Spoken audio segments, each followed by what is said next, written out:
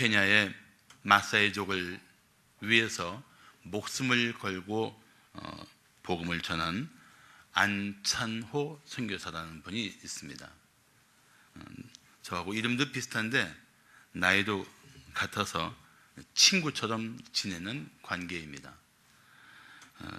그런데 그 사역 현장에 제 대학 후배가 다녀왔습니다.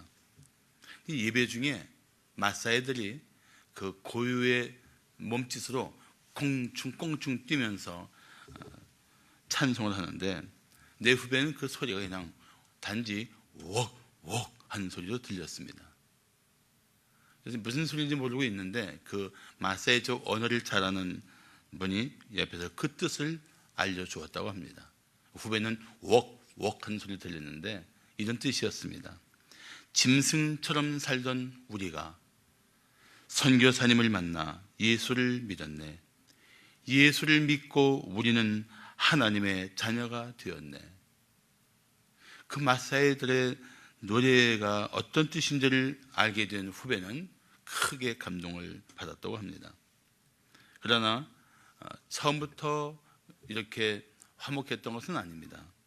마사이족에게 복음을 전하는 일은 말 그대로 생명을 건 모험이었습니다. 안성교사님이 처음에 무쿠타니 마사이족에게 갔을 때 사실 그는 죽을 뻔했습니다. 화장실이 따로 없어서 그들처럼 들에서 소변을 보는데 아이들이 몰려와서 구경하며 놀렸습니다. 그는 화를 내며 아이들에게 막대기를 던졌습니다. 멀리서 그것을 지켜본 어른들이 화가 나서 고소했고 이로 말미암아 추장단의 원로들이 모여서 회의를 했습니다. 안성교사를 불러놓고 추방하거나 죽이자고 회의를 하는데 그는 전혀 무슨 말인지를 알아듣지 못했습니다. 그래서 그냥 안성교사는 거기서 그냥 웃기만 했습니다. 웃고만 있었어요. 그런 안성교사를 보고 추장들은 이렇게 생각했다고 합니다. 저렇게 아무것도 모르는 저 동물을 꼭 추방시키거나 죽여야 하는가? 처음 그들에게 갔을 때 마사이족은 안성교사를 동물 취급하고 아이들은 구경하며 따라다녔다고 합니다. 마치 우리나라에 처음 서양 선교사들이 오셨을 때 당했던 일을 똑같이 당했던 것입니다. 그리고 추장들은 이렇게 결론을 내렸습니다. 그냥 두자. 저런 멍청한 선교사를 죽일 필요가 없다. 우리에게 아무런 해가 되지 않을 것이다. 그래서 결국 그들과 어울리게 되었고 마침내 마사이족에게 복음을 전하게 되었습니다.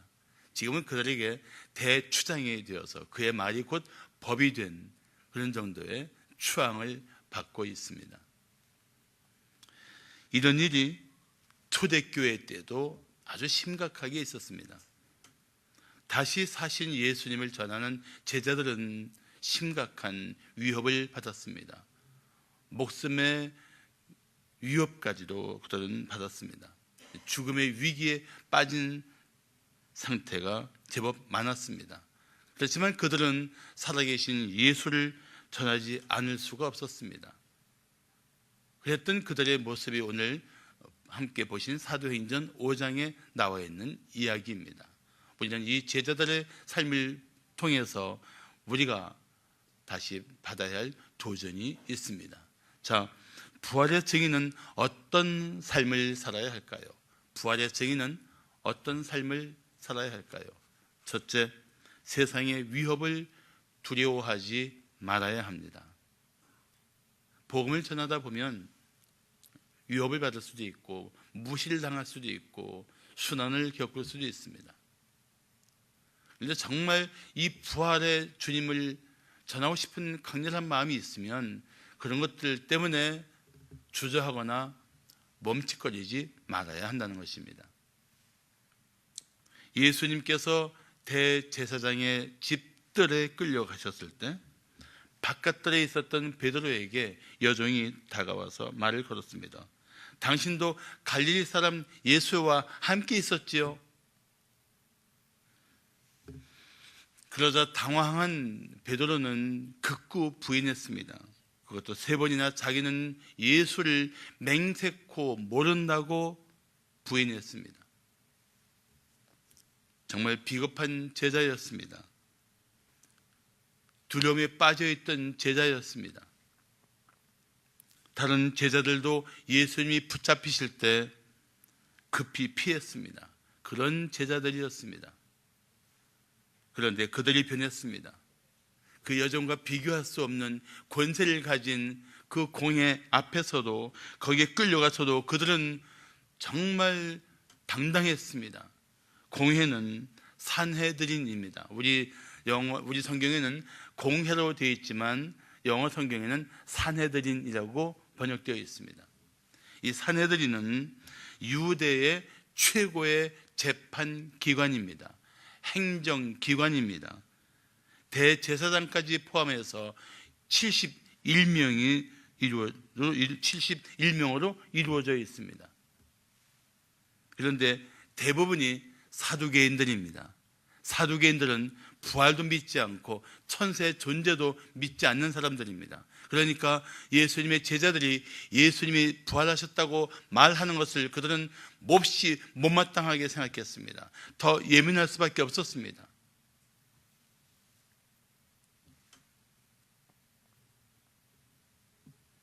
그런데 제자들은 요즘 아이들 말대로 겁을 상실했습니다. 그 서슬퍼런 권세를 가진 사내들인 앞에서 그들은 당당했습니다. 더 이상 이 세상의 위협이 그들에게는 문제가 되지 않았던 것입니다. 죽음을 이기고 다시 살아나신 예수님을 친히 만나 뵈었는데 이토록 확실한 사실 앞에 그들이 두려워할 것이 없었던 것입니다. 그것이 부활의 증인들의 담대함입니다. 그들에게 무엇이 두렵겠습니까? 죽음이 두렵겠습니까? 세상의 권세가 두렵겠습니까? 그들은 부활하신 예수를 만난 이후에 하나님 외에는 두려울 것이 없는 사람들이었습니다. 그게 그리스도인들의 기계예요. 그래서 여정 앞에서도 쩔쩔맸던 제자들이 그토록 서슬퍼런 사내들인 앞에서도 당당했던 것입니다. 사랑하는 성도 여러분, 우리가 믿는 하나님이 얼마나 위대하고 영광스러운 분이십니까? 그런 하나님을 사랑하며 자랑하며 영원히 경배해야 마땅하지 않습니까? 우리가 믿는 예수님이 얼마나 놀라운 은혜를 베풀어 주십니까? 죄인을 위해서 십자가에서 대신 속죄의 피를 흘리셨습니다. 그렇게까지 자신을 내어주시면서 우리를 사랑하시고 우리를 구원하기를 원하셨습니다. 그런데 그 주님을 자랑하지 못하는 이유가 무엇입니까? 왜 그리스도인답지 못하게 침묵하십니까? 왜 그 주님을 이웃들에게 전하는 일들에 그토록 비겁한 모습으로 뒷걸음치고 있습니까?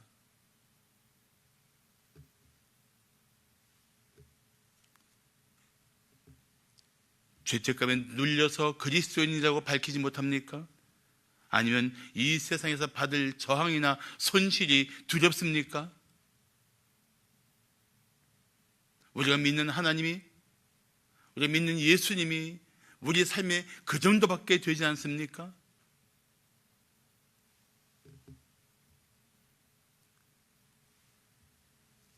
빌립보서 1장 29절을 말씀하기를 그리스도를 위하여 너희에게 은혜를 주신 것은 다만 그를 믿을 뿐 아니라 또한 그를 위하여 고난도 받게 하려 하심이라고 말씀하고 있습니다. 그리스도를 믿는다면 그리스도를 위해서 고난도 받을 수 있어야 합니다. 그리스도를 전하다가 그리스도를 자랑하다가 세상에 저항도 겪어봐야 합니다.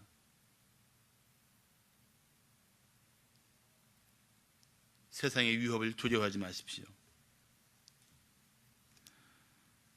예수님이 십자가에서 죽음의 권세를 이기고 부활하셨는데 이 사실을 믿는다면 더 이상 침묵하지 마십시오. 담대히 전하십시오. 사람들의 거부도 두려워하지 말고 사람들의 저항도 두려워하지 마십시오. 어느 초등학교 선생님이 아이들에게 살아있는 분들 중 가장 존경하는 분의 이름을 쓰라고 했습니다. 그런데 한 아이가 예수님이라고 썼습니다. 선생님은 그 아이에게 이렇게 말했습니다. 얘야, 내가 원하는 것은 살아있는 사람들 중에서 존경하는 분의 이름을 쓰라는 거야. 그 아이가 이렇게 대답했다고 합니다. 예수님은 살아계세요. 예수님을 믿는 성도는 살아계신 예수님에 대한 증인으로 살아야 합니다. 그래야 우리가 그 부활하신 예수를 만나고 믿는 사람다운 삶을 살게 되는 것입니다. 자, 부활의 증인은 어떤 삶을 살아야 할까요? 둘째, 하나님의 말씀을 청종해야 합니다. 더 정확히 말씀드린다면 사람보다도 하나님께 순종해야 합니다. 한번 따라 할까요? 사람보다 하나님께 순종하며 삽시다. 옆에 분들에게 한번 이렇게 인사를 나누시기 바랍니다. 시작.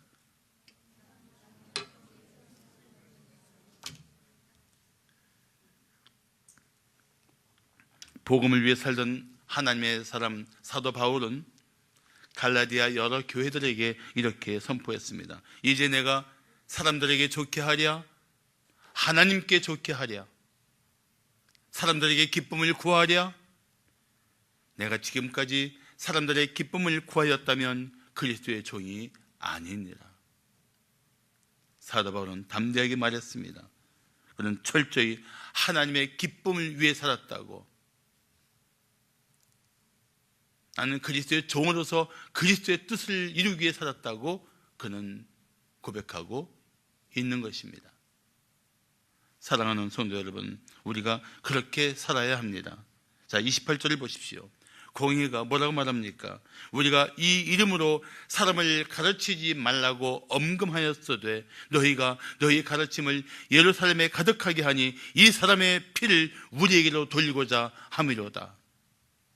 예수님에 대해서 이름조차 거론하지 않고 이 사람의 피라고 말하는 이들의 마음은 정말 악한 마음이요 어둠의 권세에 사로잡힌 마음이었을 것입니다. 그들은 제자들에게 매우 화가 났습니다. 이미 한 차례 그들에게 예수의 이름을 전하지 말라고 경고했었는데도 여전히 예수 이름을 전하는 이 제자들에게 그들은 무시당한 것 같아서 더 화가 났을 것입니다. 사도행전 4장 18절부터 20절을 보시면 그들을 제자들을 불러 경고하여 도무지 예수 이름으로 말하지도 말고 가르치지도 말라 하니 베드로와 요한이 대답하여 이르되 하나님 앞에서 너희의 말을 듣는 것이 하나님의 말씀을 듣는 것보다 옳은가 판단하라. 우리는 보고 들은 것을 말하지 아니할 수 없다고 합니다. 하나님 앞에서 너희의 말을 듣는 것이 하나님 말씀을 듣는 것보다 옳은지 너희가 판단하라. 우리는 보고 들은 것을 말하지 않을 수 없다. 이것이 부활의 증인들의 담대함이었습니다. 하나님 앞에서, 우리 라틴어로 잘 알잖아요. 코람 데오. 제자들은 자신들의 삶이 세상의 권세 앞에 있는 것이 아니라 궁극적으로 하나님 앞에 있는 삶이요 하나님 앞에 있는 생명임을 그들은 결코 잊지 않았던 것입니다. 그렇습니다. 우리가 누구 앞에 존재하고 있습니까? 하나님 앞입니다. 나의 모든 것을 아시고 나를 주목하고 계시는 하나님 앞에 나의 삶이 있다는 사실을 우리는 잊을 수가 없습니다. 잊어서는 안 됩니다.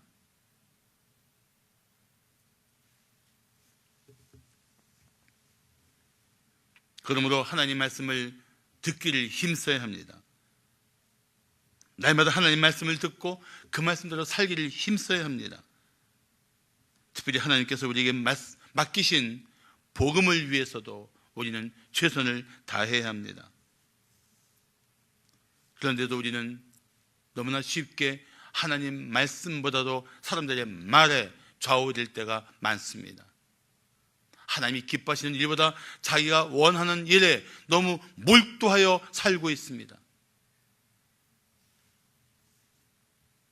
그러다 보니까 주님을 기쁘시게 하는 일들에는 관심을 잃어버립니다. 주님이 나에게 맡기신 일들에 대해서는 소홀해지기 시작합니다. 하나님과 그의 일들이, 그의 나라가 내 삶에서 항상 우선순위에서 밀려나기 시작합니다. 그러니 어떻게 우리가 그리스도인답게 능력 있는 삶을 살 수 있겠습니까?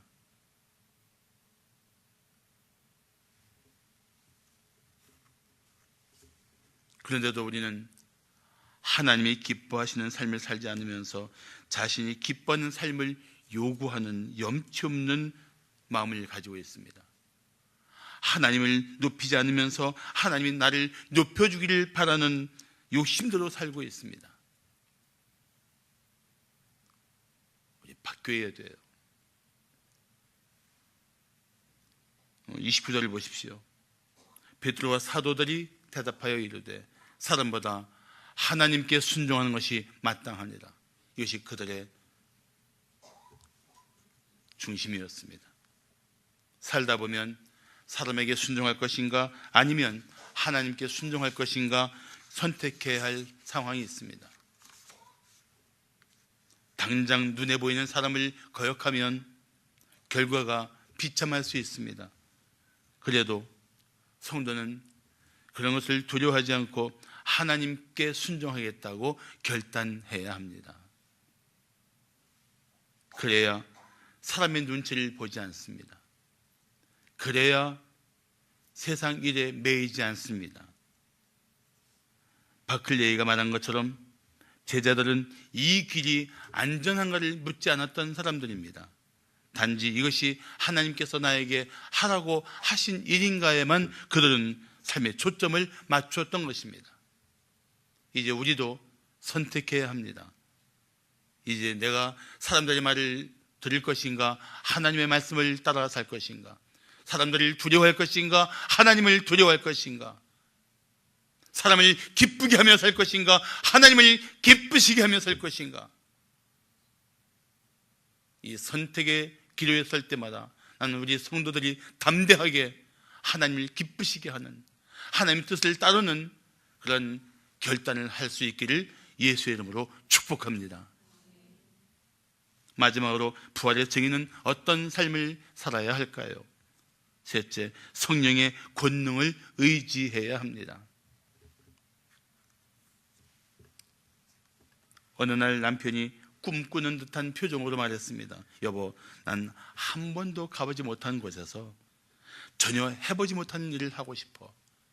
그러자 아내가 반색하며 말했습니다. 여보, 그거 참 좋은 생각이에요. 당장 부엌에 가서 설거지 좀 해봐요. 그래서 저는 열심히 하려고 합니다. 나는 우리 성도들 중에도 한 번도 해보지 않았던 분이 있다면 한번 해보지 않았던 일을 시작하기를 바랍니다. 뭘까요? 전도.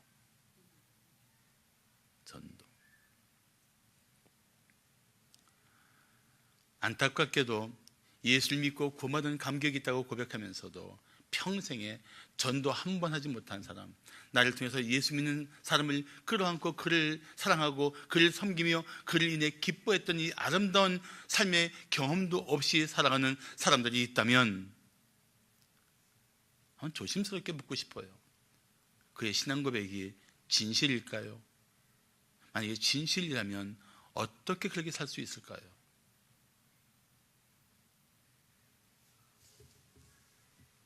전도 한번 해본 사람 손들라고 하고 싶지만 내가 참고 있습니다.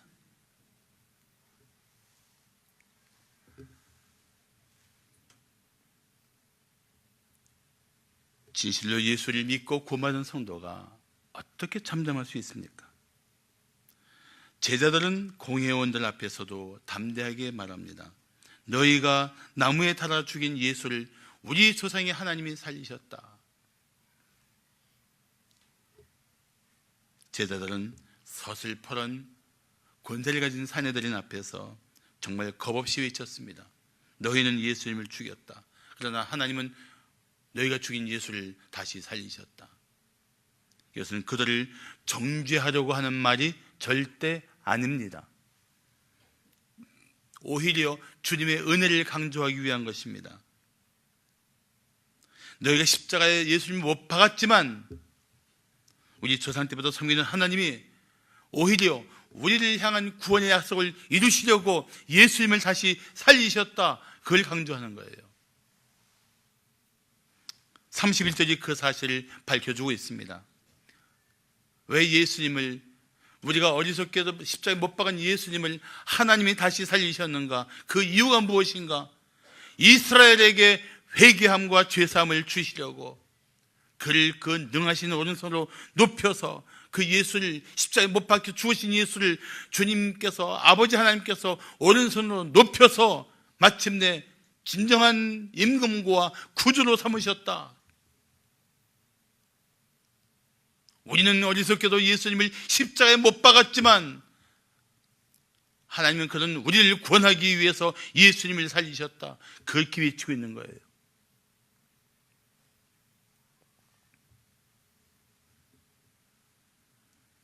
얼마나 놀라운 은혜입니까?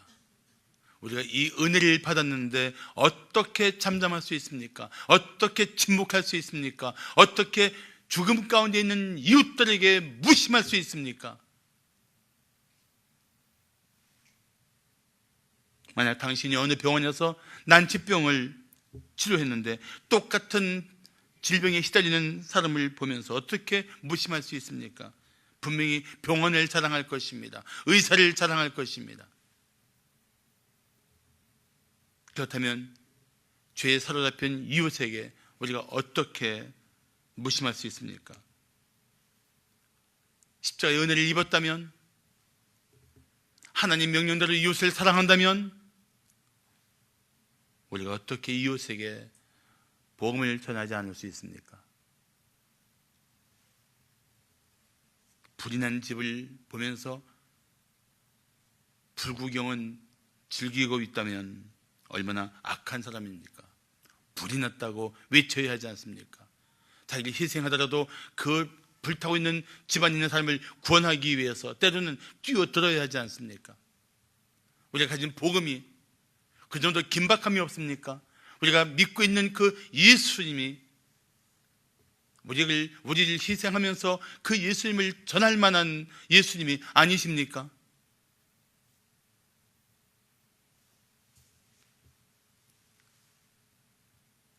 (32절) 보십시오. 제자들은 사내들인 앞에서 이렇게 말합니다. 우리는 이 일의 증인이요, 하나님이 자기에게 순종하는 사람들에게 주신 성령도 그러하니라.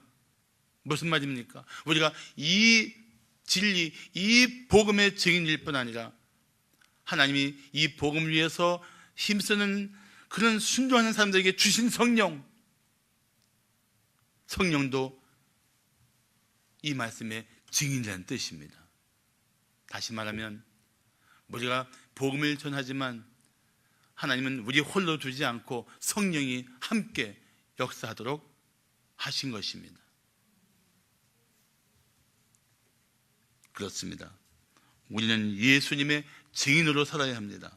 십자가에서 죽으시고 다시 살아나신 예수를 믿으면 구원받는다고, 모든 죄를 다 용서받고 하나님의 자녀가 되어 영원한 생명을 얻을 것이라고 이웃들에게 전해야 합니다. 당신이 예수를 전할 때 당신과 함께 하시는 놀라운 동역자가 계십니다. 바로 성령 하나님이십니다. 우리가 전하지만 성령이 역사하십니다. 우리가 전하지만 성령이 듣는 이의 비참함을 깨닫게 할 것이고, 우리가 전하지만 그가 예수를 바라보게 할 것이고, 우리가 전하지만 성령이 그로 하여금 예수를 믿게 하실 것입니다. 그 성령을 의지해서, 그 성령의 권능을 힘입어서 우리는 예수의 증인이 되어야 합니다. 자, 공회에서 그토록 당당하게 외쳤으니 제자들이 아무 일 없이 태연하게 풀려나왔겠습니까? 아닙니다. 제자들은 채찍으로 두들겨 맞았습니다. 다시는 예수의 이름으로 말하지 말라는 엄한 경고도 받았습니다. 그래서 제자들이 두려워하며 나왔을까요? 비참한 심정으로 물러섰을까요? 이제 어떻게 해야 할지 막막한 마음으로 돌아섰을까요? 아닙니다. 오늘 말씀은 분독하지 않았지만 같은 사도행전 5장 41절과 42절을 보시면 사도들은 그 이름 예수의 이름을 위하여 능욕받는 일에 합당한 자로 여기심을 기뻐하면서 공의 앞을 떠나니라. 그들이 날마다 성전에 있든지 집에 있든지 예수는 그리스도라고 가르치기와 전도하기를 그치지 아니하니라고 합니다. 너무나 분명한 예수님의 십자가의 죽으심과 부활 앞에 도저히 침묵할 수 없는 그를 마음에 사로잡은 이 복음의 영광, 이 복음의 능력을 위해서 그들은 목숨을 걸고 살았던 것입니다.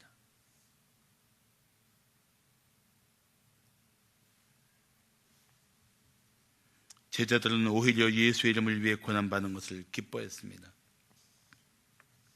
그리고 날마다 어디에 있든지 예수님의 증인으로 살았습니다. 이 부분이 오늘 사는 우리들이 회복해야 할 삶의 자세입니다. 초대교회가 그토록 세상을 흔들고 뒤엎을 수 있는 힘이 어디 있었는가? 복음의 능력입니다. 금년도 표어가 무엇입니까? 복음의 능력을 드러내는 것입니다. 우리 성도들이 가는 곳마다 복음의 능력을 드러내고 그 삶의 자리에서 예수를 믿는 자가 늘어나는, 그러므로 이 도시를 변화시키고 세상을 향해서 이 복음의 영광을 드러낼 수 있는 일들을 꿈꾸는 교회가 되어야 합니다.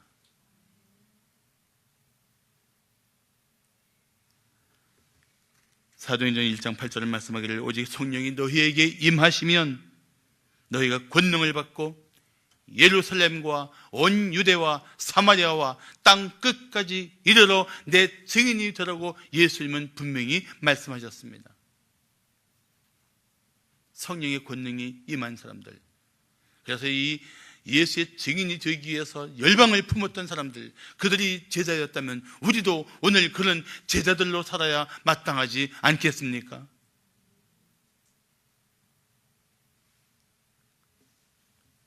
사랑하는 성도 여러분, 진실을 믿는 자를 세상의 권세로 억제할 수 있을까요? 진실에 붙들린 사람들을 적당히 구슬려 거짓말하게 할 수 있을까요?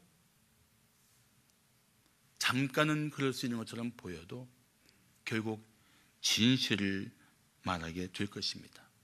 그것이 진실의 힘입니다.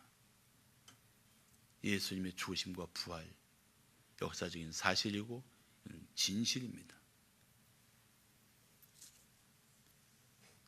제자들은 살아계신 예수님을 전하기 위해 목숨을 걸었습니다. 세상의 어떤 위협에도 결코 굴복하지 않았습니다. 언제 어디에 있든지 예수님의 증인으로 살았습니다. 이제 우리가 그런 부활의 증인이 되어야 합니다. 당신을 통해 예수님을 만나고 구원받은 이웃을 보는 것은 상상할 수 없는 감격이요 기쁨이 될 것입니다. 그런 감격, 그런 기쁨이 있는 예수의 증인이 되시기를 축복합니다. 기도하시겠습니다.